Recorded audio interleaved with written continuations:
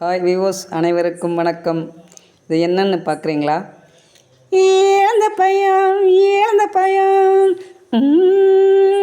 பொடு செக்க வந்த பயம், இது தேனாட்டம் இனிக்கும் பயம், எல்லோரும் வாங்கும் பயம், இது இலக்கினே பிறந்த பயம்.